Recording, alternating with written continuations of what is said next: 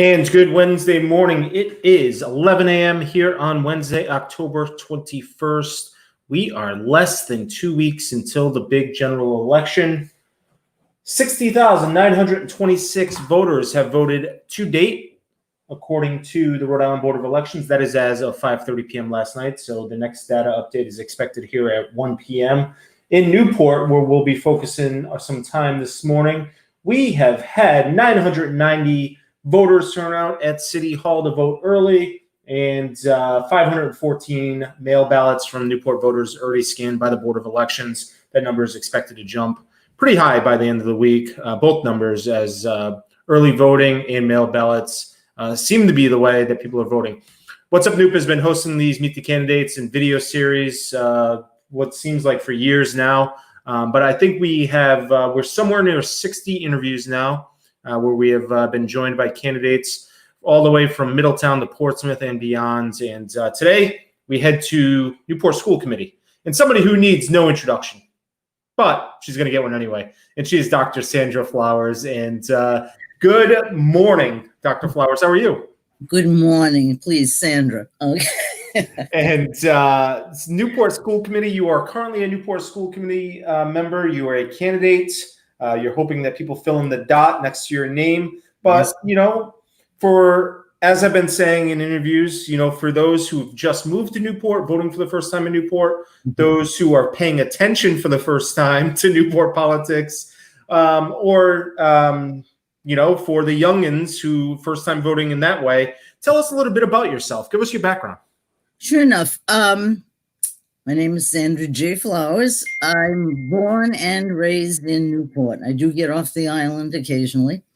And I went to the Newport public elementary schools. I did go to St. Catherine Academy. Used to be a Catholic girls' high school in Newport years ago. And I have my bachelor's degree from Salve Regina University, a Master of Arts in Teaching from Rhode Island College. And I took a lot of courses, and then the PhD program at Salve Regina popped up, and I said, I'll try this. And I did achieve that. It's a degree in humanities. I taught for 30 years in the Newport schools, and then afterwards, as I had while I was teaching, go to school committee meetings and say, I'd like to be up there for a month. Well, that was 12 years ago when I first ran, and I'm presently going for my 7th term on the school committee. And I bring to it a lot of experience and points of view as an educator and as an observer. And, what makes you, back before June, because you officially file in June to run again, what makes you want to seek re-election? Oh, as many people say, there's still a lot of things to be done. I think that I know that one of the key goals that we all have, most of us have here, is getting that bond issue passed, but not just getting it passed, but putting into effect an expansion to Pell School, which does need more room, and also to construct a new and better Rogers High School, integrating the career and tech program into it. It is needed. It is needed. I would have been in one of the first classes at Rogers had I not gone to the private high school. And it's just in need of replacement. Pell needs more space. It's still, it's the new school. That I think that is one of the key reasons why I'm running. I also want to see several issues addressed, dealing with the great number of English language learners that we have, how we can best serve those youngsters and their families. Also looking at the needs to provide social and emotional learning and supports to the many children of all neighborhoods who need a great deal of help and a great deal of support also. My area was elementary education. I taught mostly 5th grade, but I'm aware of the needs and concerns in the middle and high school grades too. and plus all the other day-to-day things that have to be addressed in the school system, and also to educate the public on what is really going on in our schools. And I think so many don't, sometimes for no fault of their own. It's just they might not have a connection with the schools, but their taxes are paying for this, not just your property taxes, a lot of other things. And I think it's incumbent upon those of us who know what is going on to keep getting the word out to the people. Oh man, so many ways I can go there. What are some of the things going on inside the schools? Inside the schools, we have, again, I think I referred to the number of ELL students of various ages who have to be supported. Our very young children can learn they learn the English probably more quickly than some of us adults would learn another foreign language. But we have a sizable number coming into the high school, older students who have gotten out of countries, these Central American countries. They had to, for their safety, to get make a decent living. And they're helping their families, sometimes sending resources back to their families. And if you say, well, you have to come to school, you got to come to school and learn. Some of them have had no education of any at all in their home countries. And they will come here and they're probably torn. I have to go out and work.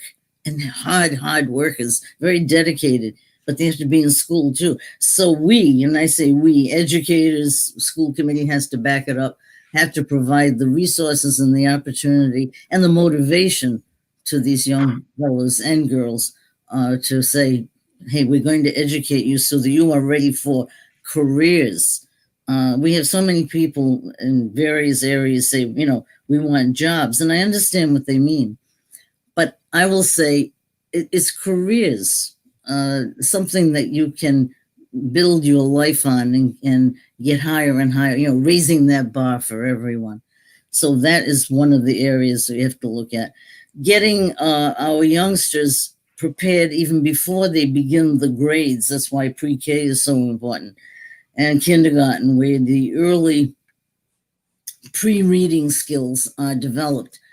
And keeping in mind, parents are the children's first teachers, and sometimes getting parents aware of the skills that their youngins have to know before they get into school, so that by grade 3, and this is data-based, research-based, by grade 3, if the children are reading on grade level, then learning to read becomes reading to learn. You hear that phrase a lot now. So that when they get into the major content areas, they have that ease with reading, so that they don't have to be taught how to read the words, but how to understand what is in the textbook, on the screen, whatever written material they have. That's just a couple of things. That is a couple of things. You mentioned the school bond question. Why should people support it? People should support it for many reasons. First, I gotta say it's the right thing to do. But why is it the right thing? Because and we hear this every day and see it in the written press too, that when the review of all of the school buildings in the state, the public school buildings, when that review was made, the Rogers High School facility was deemed in the worst condition. I've seen some pictures of some other places. They were bad too. The voters here in the city of Newport, I believe, overwhelmingly supported the state bonds for the huge amounts of money to construct, repair in some cases, and to construct new buildings. It's not tax money. We should be getting it back. We look at the 52.5% reimbursement that we stand to get. And obviously, you follow all the rules and regs from the Rhode Island Department of Education, right? So that's an opportunity that would be foolish to pass up. We have to look at the health and welfare of our students, faculty, staff, everyone who is in that building, just as we take care of the other buildings. That's important also. It's an investment in the future of the city of Newport. People will come here, as they do at Pell, because it's crowded, as they did at Thompson, and they'll say, yeah, Newport's a great place in which to live. We know that, but people have children and they want them in safe environments. With the setup that we've been looking at, and of course everything gets fine-tuned as the building process goes on, just the physical plant alone can provide so much for our young people and for the community at large. Again, it is the right thing to do. It shows our young people, and even those who will be getting into the high school for a number of years, we value them. We want them to have what they call, safe, warm, and dry environment. It tells it to our teachers too. I mean, I was one. And I think for too many years we had to say, oh, well, we're going to make do. I did at the school. I was down at Underwood School for 24 of my 30 years. Loved it there. But, it's cold in one room, hot in another. They had problems with the roof and all that. But for too long, let's make do. No, we want the best. We want the best education, the best facilities. And people who say, oh, bricks and mortar don't matter. Yes, they do, especially when it's falling on your head or making it dangerous for you to get around. Sandra, how do you think you mentioned the report that deemed Rogers bad. How do you think we got there, and how do we make sure we don't get there again with one of our school buildings? First, how we got there, it was deferring maintenance. Pretty much that's it, deferring maintenance. It was, we'll put it off. I mean, I saw it, like I say, in the school I was in. Well, you have a broken window. Well, it's triple pane. That's okay. You can get by without it. You have broken tiles on the floor. Well, just be careful. Things of that sort. Because the governing body just did not go out to see what was in the schools. And not because I'm on the committee, but all the people that I'm on the committee with are so aware nowadays of what is actually going on in the system. Our superintendent and the leadership team and central administration knows what's going on there every day. And that's an important point that people really have to know, that we're a working committee. We have a lot of these subcommittees. That's why we've been zooming all over the place. Oh yeah, we can get used to this. But we can't go back to the old days or people saying, well, it was okay when I was there. Yeah, that was 60, 70 years ago. It's now. And I think there's a greater, I'm going to say even a greater respect for the educational systems by and large than it was 25, 30, 40 years ago. I really believe so. Because I think through the media, people are actually talking about it, even if it's, working on the computer. But people are actually talking and saying, hey, my kids are doing this and all these different activities are going on. And if there are the naysayers that are around, and there are, many of us will pop up and say, hey, with all due respect, this is what's going on. So what happened years ago, it was deferred maintenance, and probably not just in school buildings, a lot of other places too. Look at the roads, sidewalks, finally, you can walk on a lot of the sidewalks now without having to worry about tripping. The work on roads too, that you don't have to go bumping along in a lot of them. It takes a ton of money, and that's the way it is. But if it's there, if it's being provided, take advantage of it. Yeah. One final question there. I imagine that, let's say you're reelected, school committee, school bond question fails. What becomes the priority of the new school committee as well as the city then? Well, when you say the school committee and the city, I must say that there has been marked improvement in the connection, the cooperation and collaboration with the municipal side of city government. Excellent question. Is there a plan B? Stay there, throw good money. I don't want to say after bad, but find the resources to fix up the place. It's going to cost more. And that's one reason why Pell was built. One of the many reasons. Because to just bring the buildings up to code costs more than to build a new one. It will be in tough shape, really be in tough shape. The kids will be the losers, the people who are working there. They're, to talk about, well, where else can we send the youngsters? It's a sizable group of kids. They're going to be broken up. They're all divided. And this is something that people have to think, and I think a lot of them have already who have voted. And I'm glad to see people getting out and exercising their right to vote. But it's something to think about. What are the long-term ramifications for not supporting this particular plan? It would be difficult. It can't be the same old, and the kids are going to suffer. Sandra, as a former educator, longtime educator, somebody who's been on the school committee for 7 terms, what do you make of all the unification regionalization talks? That's been going on as long as I remember.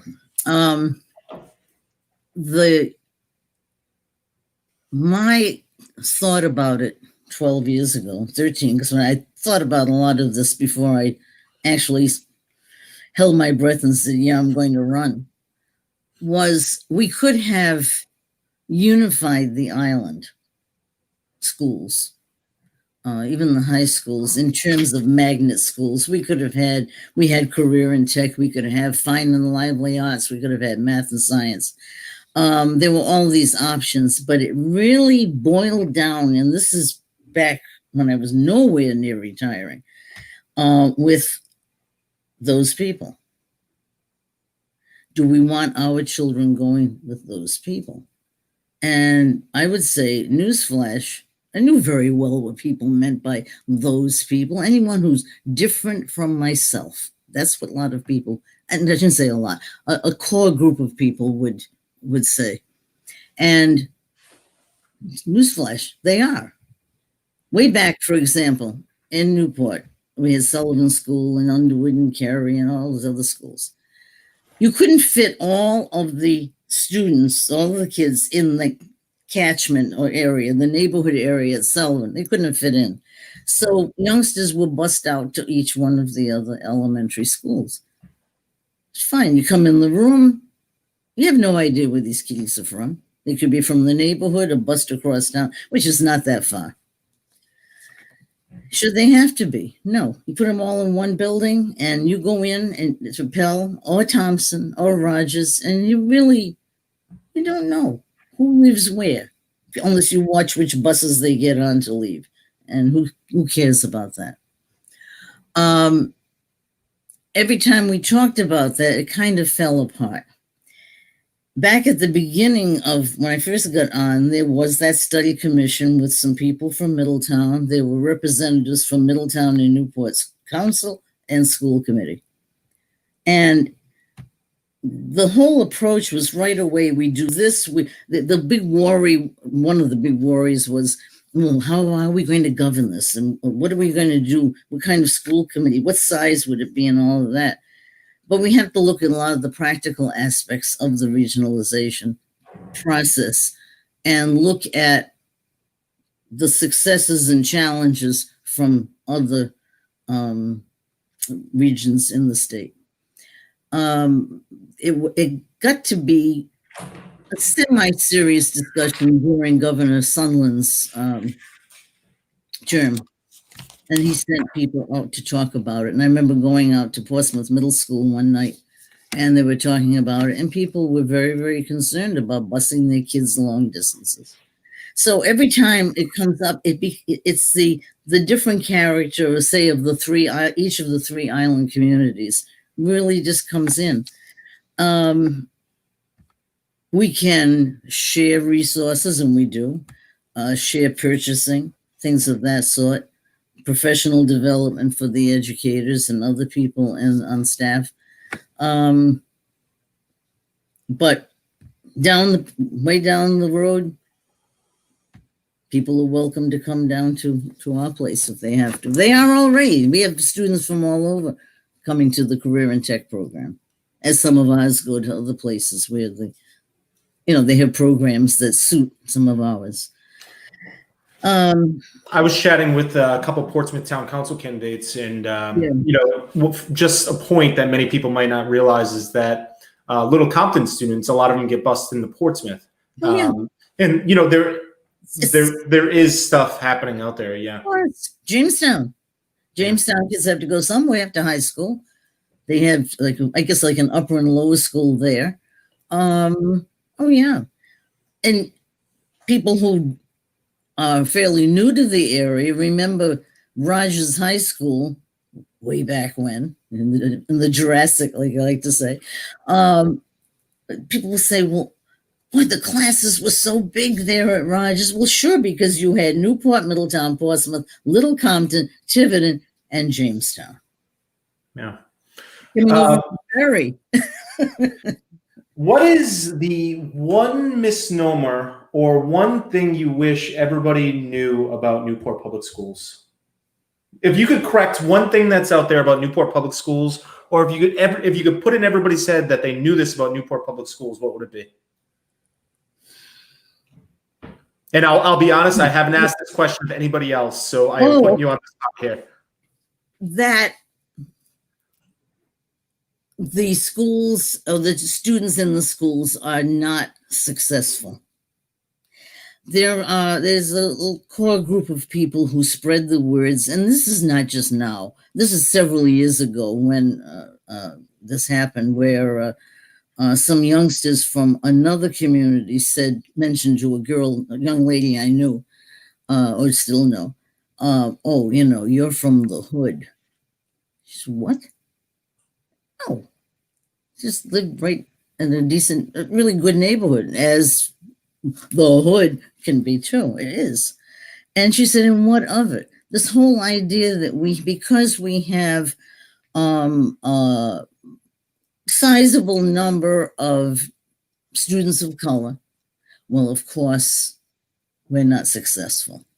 And that is not fair to anyone, including the students of color. By the way, we do not have a single majority in our demographics. I have the demographic sheets that we get reports here. We get them periodically.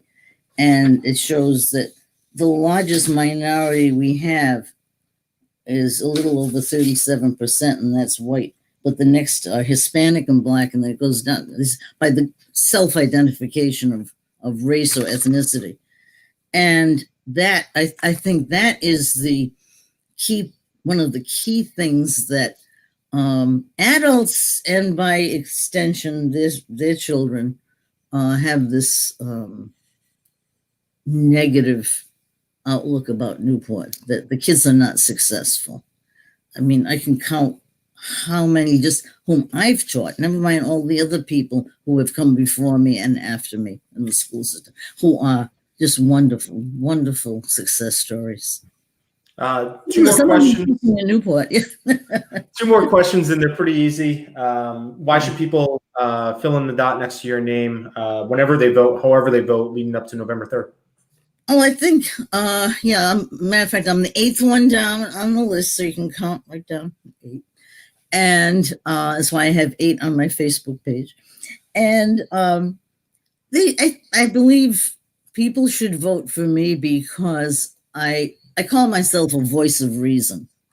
I might not say an awful lot, believe it or not, some nights, but at meetings, but I want to think things over, and I look at more sometimes than the two sides of an issue. There are many, many sides, many angles to look at the problems that we have to solve, the issues we have to vote on.